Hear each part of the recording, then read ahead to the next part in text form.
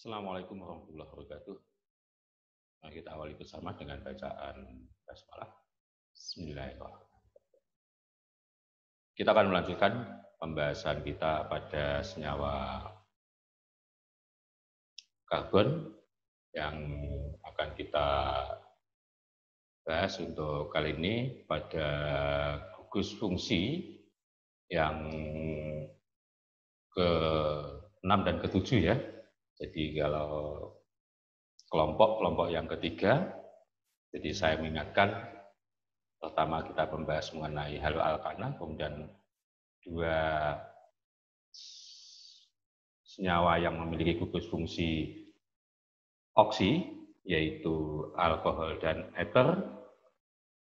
Kelompok pertama, itu saya sebut kelompok pertama yang memiliki gugus fungsi oksi, kemudian gugus fungsi karbonil, yaitu aldehid dan keton, serta nanti pembahasan kita yang ketiga kali ini, kelompok yang ketiga yang memiliki gugus karboksil. Ini memang sengaja kita tuliskan karboksil itu yang memiliki COO begini. Kalau karbonil kan CO begini, kalau karboksil itu yang memiliki COO. Ini kalau suatu penggambaran senyawa dengan reduksi ya, jadi setiap lekuan atau siku itu mengandung atom C dan selalu memiliki 4 ikatan. Jadi kalau di sini tidak dituliskan, artinya ini C yang mengikat rangkap O ke atas, kemudian ke sini O dan ke kiri alkil. Untuk rumus umum yang sudah saya kenalkan di sini yang memiliki gugus oksi itu adalah CnH2n+2O. Sedangkan yang memiliki gugus karbonil, aldehid dan keton itu CnH2nO, H2n ya, tidak ada plusnya, CnH2nO. Keduanya ini berisomer fungsi, yang atas ini juga berisomer fungsi. Demikian juga yang paling bawah, karboksil, ini gabungan antara atas dan bawah ya.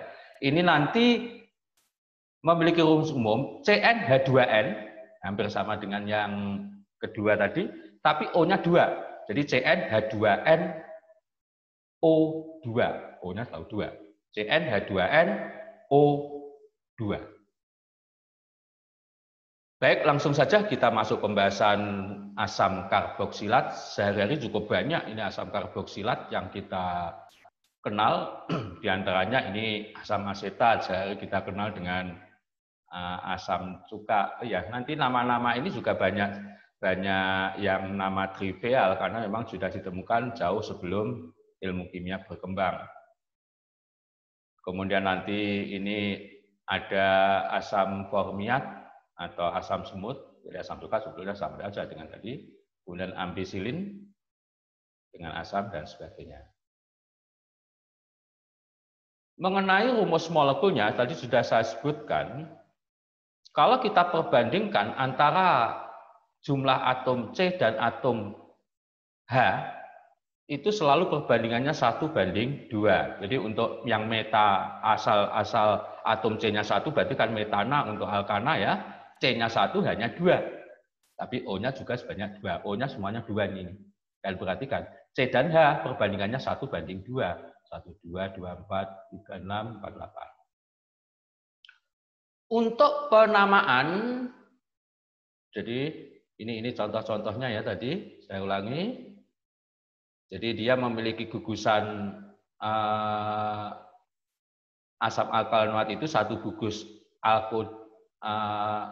alkodinoat begitu.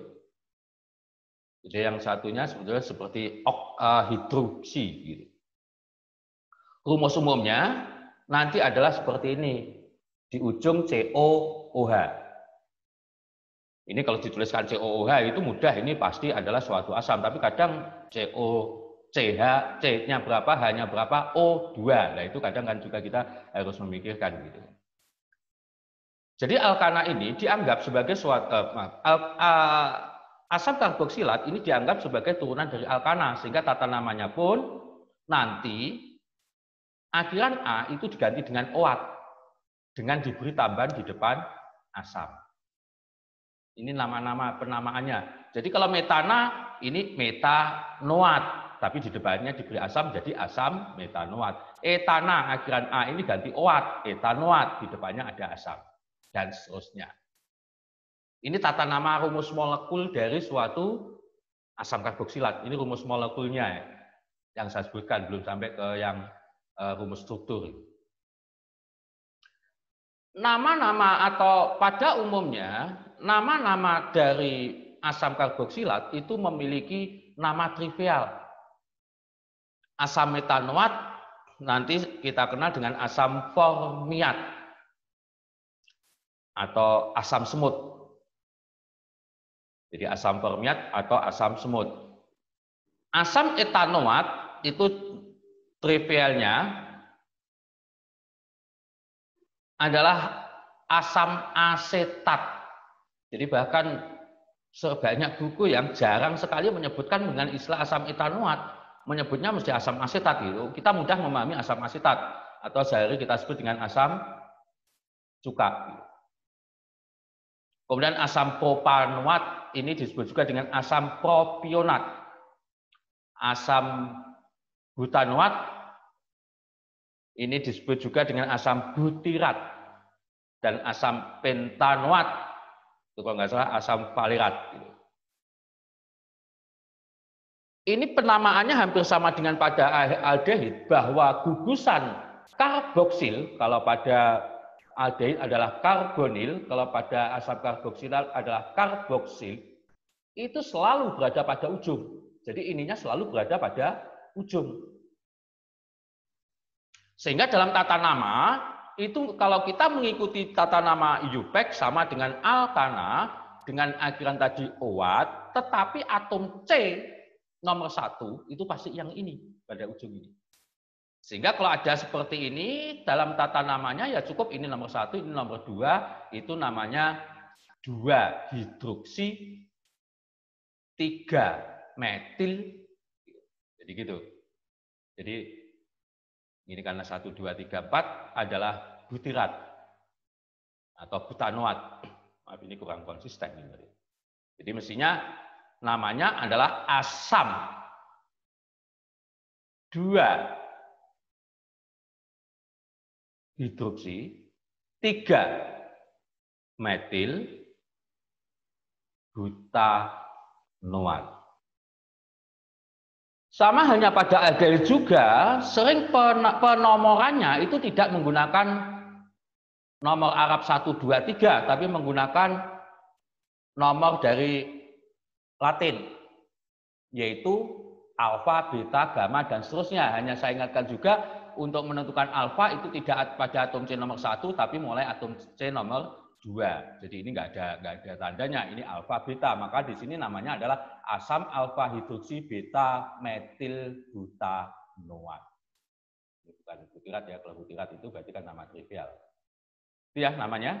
Jadi tata nama kalau dalam bentuk rumus struktur. Jadi cukup sederhana, jadi hampir sama dengan pada alkana dan gabungan juga dengan aldehid, karena memang atom C nomor 1 selalu berada pada ujung. Ini tadi sudah saya sebutkan beberapa nama lazim atau nama trivial dari asam etanoat, asam format, etanoat asetat, propanoat, propionat, butanoat, butirat, pentanoat, valerat, dan seterusnya. Ini nama-nama trivial dan justru yang sering kita kenal begitu. Bisa ya. Kemudian ini beberapa sifat fisiknya pada suhu kamar, pada suhu yang rendah, ini berwujud cair. Tetapi untuk atom C yang lebih tinggi dari 9, ini nanti akan berwujud kental sampai ke padat. Untuk asam-asam alkanoat yang bersuhu rendah 1 sampai 4, jadi pada metanoat sampai butanoat itu baunya sangat tajam, sangat menyengat begitu. Jadi sangat kita rasa masamnya itu sangat menusuk hidung. Jadi misalnya aja mungkin yang sehari-hari kalian jumpai, misalnya kalian ada asam cuka, atau misalnya pada asam, pohon asam itu pada blimbing uluh misalnya, atau bahkan ini kan asam metanoat itu berada pada semut, semut merah. Jadi kalau kalian pernah misalnya mematikan semut merah itu baunya kan tajam, sangat masam.